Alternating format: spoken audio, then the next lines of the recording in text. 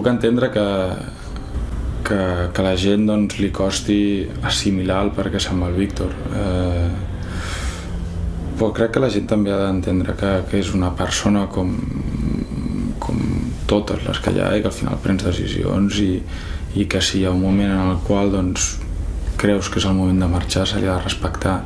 No sé si es mala suerte o no, porque las cosas nunca sabes por qué pasan, pero que haya tenido este final, que no haya podido despedirse jugando, pues realmente me duele que una persona como él no haya tenido otro sabor a la hora de terminar en su club, que lleva pues toda la vida aquí.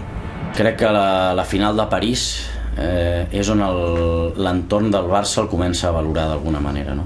Fins llavors és una persona molt criticada, ultra criticada. Crec que ha sigut la persona amb més injustícia dins dels mitjans, i ho hem viscut els que hem estat companys i amics seus a dins. Ell crec que ha sigut una injustícia tot el que ha hagut de viure, i aquella final és quan tothom es fa unànime de que el Víctor Valdés és un porter de primeríssim nivell. Víctor és un gran loco, un buen loco. La gente, esta es una palabra que yo lo utilizo mucho para mí.